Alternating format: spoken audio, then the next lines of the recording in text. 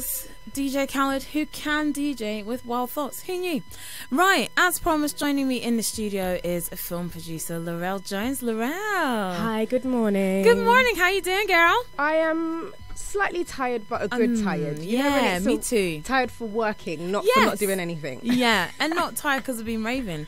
Because, No. Although if anybody wants to invite me anywhere, I'm free. Come on. I know, right? Hashtag Mum's Night Out. Come on. Needed. I'm telling you. For real. So you have been working on the film Absent. Yes, I have. And we were just having a little catch up off air because I haven't seen you in like a year, maybe. Do you know it really is probably that? That's a bit ridiculous. We need hashtag must do better. Must do better. And we're talking about the film Absent. Yes. And the director Aisha came in to see me, I think when I just started here on ABN Radio, when she'd just done the trailer for the film, and before it went into major production. So it's really nice to hear about where you guys are at now and what's happening. So where are you guys at and what's happening? Right, so 2 years ago, you're right, Aisha is the writer, director and also the producer, so she's wearing 3 hats. Amazing woman. Aisha Scott, awesome. Very passionate, amazing woman. So for me, I came on the project last year November. I had seen probably what you saw, like the trailer that they had done, and saw her on TV. I remember seeing it and was like, wow, this girl seems to know her stuff. I'd love to work with her. Just let me get involved. You know what I mean? And I remember seeing stuff online about it, and I assumed it had been finished, to be fair, when I first approached her last year. I was part of a film festival that launched last year called Women of the Lens, and she came on board as a curator, a guest curator, to see some of our footage, looking at connecting with independent filmmakers in the UK. So when we spoke and she was like, no, we're still in pre-production, I was like, oh, hello, I'd love to be part. I don't know what I could run, whatever you want. I'm there. So she was like, okay, we'll have a chat after the festival. And we chatted, we connected, got it. And I've just been co-producing ever since. Amazing. So to date now, we have got most of our cast, most of the key roles, most of the crew is set. And now we're just trying to lock in some more funds so we can shoot this bad boy. Amazing. Yeah. So you got a crowdfund going at the moment. Yes, we do. 5 days to go. Yes, 5 days to go. So that's on indiegogo.com. You can search for Absent, the Cycle of a Broken Home, and we will pop up. And so we are trying to get the community involved because it's very much looking at the issues of absent parentism. That's not a word, but it's one I'm going to make. I like it. Absent parentism. Yeah. And in particular of this story, the absent father. And the reason why it's so particular to absent father is because this story is actually one that Aisha Scott herself has experienced. So it's her home truth that she thought, you know what, I've experienced this. I've heard so many other people experience this. Let me put this on the bigger screen and see what we can do to attack this issue head on. So it's about it's Aisha's story of single motherhood, isn't it? And how she brought up her son. And so even though we're talking about absent parentism, which I'm glad you said, because we probably 80%, 90% of the time talk about absent fathers, but there are absent mothers as well. Absolutely, and we should recognise that. But when we're talking about absent, and this film, we're talking about absent fathers. Yes, we are. So even as you say that, even as we've been putting out our campaign and putting out our message, it's been amazing how much stories we've had back.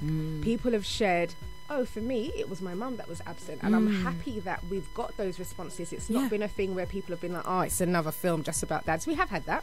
It comes. But it's been nice where we've had people say, oh, even though you're looking at dads, for me, it was my mum that was absent, or just to still relate. Do you know what I mean? And I think that we want to share the message of a family unit is so important for today and for the future.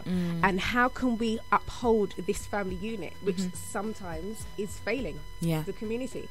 And I'm old school. I'm about it takes the village to raise. Even if it's not your direct blood parents, you better know that the auntie down the road or next door and is godmothers and godfathers, aunties and uncles, stepbrothers, stepsisters, step in. The whole family unit. Right, definitely. But I think very much as we've seen so much in the news even today, the way the youth, quote unquote, are depicted, there's a lot of fear, I think, as well, in trying to bring that tradition back into play of the village raising the children. Like even on the street sometimes as a an auntie, technically speaking, or just somebody, you don't always feel that you can approach young people.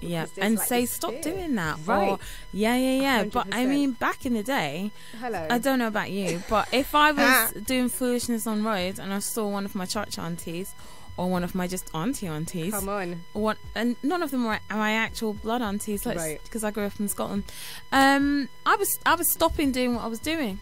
I was stopping it immediately. Definitely. And they could come up and speak to you in a respectful way and tell you to stop your foolishness. But now I agree with you. You know, it's hard to go up to a bunch of 15-year-olds in the street and tell them to stop doing. I mean, I do it when I see the kids I go to church with or from youth group. I'll be like, come on. Right. I'm going to call your mum right now while we're standing here. Stop Sometimes I've thought to say, make up names, like act like I know their mum, because I'm like, they're going to look at me like, who's this woman? So I'm like, you know, I saw your mum the other day, right? And they're just like, what? And I'm like, this is just going to run for now. But then I have had sometimes where, you know, I've approached a guy, like just simple things like, I've been on the bus with my children. Somebody's playing a lot of loud music. I remember that. I used to be that girl. I'm not going to lie. And I just said to him, do you mind turning that down a bit? And he was like, what? Especially for swearing. That's what I said to him. I said, I don't know what's going to be coming out there. And I've got my 2 children here. So I'd like to protect their ears, thanks. And he was just adamantly not doing it. No one on the bus said anything, but it felt like they wanted to say what I said. And then he just kept the music going. And I thought, okay, cool. But at least I've said something. I can't force him. But at least he knows I ain't about that life. Do you know what I mean? Exactly. So sometimes we have to just do that. And maybe eventually the next day someone will listen. Do you know what I mean? Just take baby steps, you know? And that's what it's about. It is about the village, most definitely. Most definitely. And it's such an important part of children's lives, especially now when all we're hearing about in the news when it comes to young people is young people losing their lives. And being involved in violence and gang culture and you know, and a lot of that has been attributed to absent fathers in the home.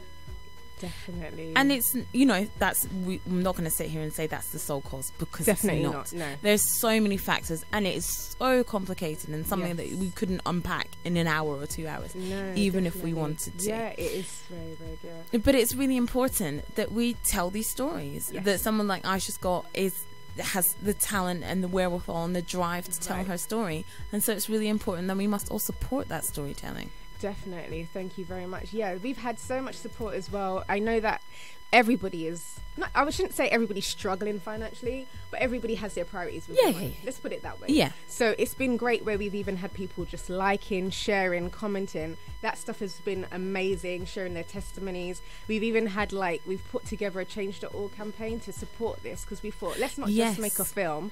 While we've got this voice, what can we do other than just present an amazing cinematic experience? So the Change.org is looking at how there are rights for absent fathers that go against the norm, and I would explain what I mean. For instance, if a father is absent, no matter how many years, and decides to turn up on a single mother's doorstep who's been raising that child, and says he wants custody, he can go to court and it will relinquish all the rights of the single mother. Even though he may have been out of the child's life for 5, 6, 7 years. The law at the moment. How does that make sense? Right. That's what we're thinking. So I'm like, holla, what? Like, the emotional trauma, the physical trauma, the mental, everything that's gone on for that child, the mother's rights just go. Now, if that flipped, would it be the same for a mother if she came back into a child's life after 5, 6, 7 years of absence? Could she demand the same parental rights? I think she'd have a harder fight for it, in a weird sense, and it's really sad. Like, I can't quote on the specifics of that law, but I remember that there is some more of a battle, because I think there's this kind of stereotype that children kind of stay with their mother. So if you're an absent mother, you're worse than an absent father. Yes. Right. And so our thing is that if you're an absent mother, we get there's reasons for being an absent father. We get it. There's sometimes the mum is the issue. I know many male friends where the mum has stopped the dad seeing the child, so I get it. But there are many reasons why a father can be absent, but we're specifically looking at that father that chooses to get up and go. And decides, I don't want nothing to do. This is the father that we're specifically looking at at. So our thing is, if that father gets up and we have no choice with him getting up, why is it that we then also have no choice of him coming back? Like, do we not have any form of control in our house? We're also looking at the fact that, why is there not then help for us if the father gets up and leaves? How about we are able to call somebody and say, hi, the father's gone missing. How about you try find him? Yeah. Instead of us, kind of feeling like we have to just drop everything, handle what we've got, knowing that there's this law in place that could just easily jeopardize everything that we've then tried to create, So we wanted to present an argument in Parliament and just say, can we relook this? How can we support the family unit? Because we are all about having the father in. That is the key message. Absolutely. So yeah, definitely. Laurelle, stay with me. We're going to take a quick break and we're going to be right back. Sure. That's right, you're locked into the ABN Breakfast Show. I'm here with the lovely filmmaker, producer extraordinaire, Laurelle Jones. I like that title, thank you. You can keep that. I mean, it's going to cost you, but you can have it. We shall talk. So you are co-producer of Absent. Yes, I am. So the crowdfunding finishes in 5 days. 5 days. 5 days to go. And then what happens after that? So after the crowdfund, we say thank you very much. Yeah. We take a moment away from social media of saying, give me your money. Yeah. And we sit down as a team and we reflect on the money that we've got in and the other investors' monies that we've come in, and we look at that bank and we say, right, now because we've already drafted our budget, we've got most of our locations, we've got the cast, we've got the crew, and we then basically go through this shooting schedule and say, what's realistic? How can we realistically get this done? What can we do? We would love to be able to shoot this in 1 month flat. Oh, wow. That would be a dream. Right. But you have to be realistic with money. You have to be realistic with availability. Yeah. So yeah, it's just about putting that dream next to the reality and seeing how we can get this out and away, because we need to, especially when people invest in you, it's amazing because you get their support, but it's also a nice, scary pressure. Yeah, so you have to be accountable to them. You have to be accountable. You don't want to fail yourself when you have your own dream that you're trying to push, and you don't want to fail other people that you've seen has invested. Yeah. And we know that this story is phenomenal. So many people have read it. Like myself, when I read it, I was just blown away. There were so many parts of this story that I could relate to. I personally have not come from a single parent home. My parents are still married and together, which I know is a rarity. I'm very grateful for. Me too. Brilliant. And then I have experienced it slightly with my children. Their father is 100% here now, but my main experience had been from external people, like friends, and you see it. So we want to make sure that we reflect this. As much as it's Aisha's story, we don't want to discredit that it's an epidemic that is global. And we want to make sure that this story is not just a nice story on paper, but it visually looks compelling.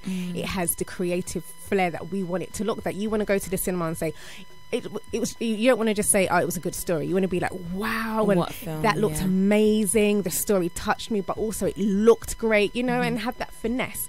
It's an independent film, but guess what? It's going to look like Hollywood. That's what we're aiming for. Good. And of course, you're a female filmmaker. Excuse me. I'm going to just pop my teeth back in.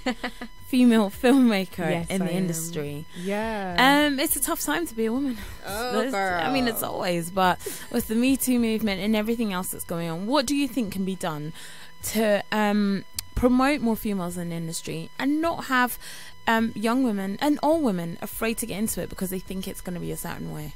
Do you know what? It's a hard one, because to me, I just see it as being a woman in a lot of places. I don't specifically look at it as film. I look at it as every industry. Like I've worked in the media for years, so I come from a design background, but I've been working in radio for from I was basically half my life, to be fair. So I came from radio and film, but I say media on a whole in general because I feel that that's also media period. Do you know what I mean? Like there's so many places where the woman is kind of not non-existent. Yeah. Or her opinion doesn't matter. And I feel like if you're gonna eat, sometimes don't even think about that when you're starting off.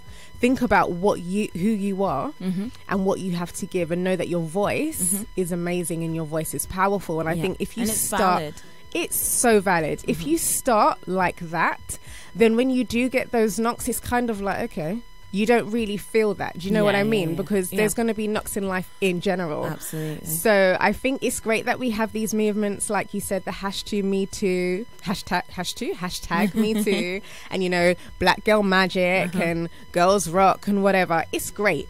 But I feel that it's great that we can also transfer that in the actual day-to-day. Yes. I don't know if that's always the case. I think it's great to do these things on social media, where we can be any person online. Exactly. But when it comes to that day-to-day and you're in that office and you're sat amongst your peers who may be men, who may not look like you, and if that hashtag ain't helping you raise your hand a bit higher, ain't helping you speak a bit louder, then what's the point? So for me, I like them, but I'm not so, oh my God, hashtag. Like, I'm just like, cool. That's great. Yeah. But I need to still know that who I am is great before the hashtag came along. Exactly. Do you know what I mean? And it's about how you keep pushing personally day to day. Yes. Absolutely. Definitely. And that's what really, I think that's, to me, what really breaks those glass ceilings, blazes those trails. Definitely. For people to come after us. Definitely. And I think another good thing is surrounding yourself with people that have that kind of mindset as well. I think in life you're always learning. There's always something to be learned. I think you should never feel that you have arrived. I think that's rubbish. Every day's a school day. Do you know what I mean? Like, you're always learning. And even like coming on this project of Absent, it was only when I spoke to Aisha that I even realised that I had experienced my ex being absent from my children. Imagine that. Like, I went through the experience and I didn't even think anything of it. In my head, it was only 4 months and I didn't correlate, hold on, but he actually left the house and I didn't know it was going to be 4 months when he left. How about that? Like, it became that, but it was like, oh my God, I kept thinking, oh, it was this person that had that experience, it was that person, but actually it was also me, right? And I shouldn't knock that, although I've heard 17 years, like, you know, lifetime. And I say that to say that when you're around people that can invest in you, you learn so much about yourself. You learn so much about things that you may have missed on your journey, because when you're journeying through life, you're just grinding, you're you're doing the day-to-days, you're doing the mundanes. Sometimes you're having fun, but sometimes you're not. It's just work. And you can miss the key things in yourself that you didn't realize, that you think, oh, that's the norm. Somebody else is like, but how did you get through that? So I think it's important that you surround yourself with people that, you know, that can bring you up, see those things in you, and also the other way around, you know? Absolutely, definitely. About keeping good people around you is so important. And I'm a real believer in that. Laurel, it was so good to have you on the show. Thank you. You must come back. I will. Thank you. Yes, it will be great to come back and even just invite you to the premiere, darling. You know, get your suit, honey. You know, I've got a dress. I've got one ready. Wonderful. Ready and waiting. So thank you everybody for having me, and just to remind you, we've got 5 more days of our campaign. So how can we contribute? Indiegogo.com and it's Absent, the Cycle of a Broken Home. And we have amazing perks. You can just donate if you want to. You can give whatever you want to give, but we also have perks. Have a look. You may give some money and think, oh, hold on, what could I get for that money? You might be able to get a premiere ticket. Nice. You might be able to get exclusive shout outs from us on social media, special badges. There's so many perks to choose from. But the most important thing is you join an Absent family, and you join this family of trying to bring change into the community. Amazing. And it's so needed. Yes. Laura, it was such a pleasure. Thank you so honey. much for coming in. I'm privileged. Absolutely. Thank you very much. Right, we've got more on The Breakfast Show. We're back after this.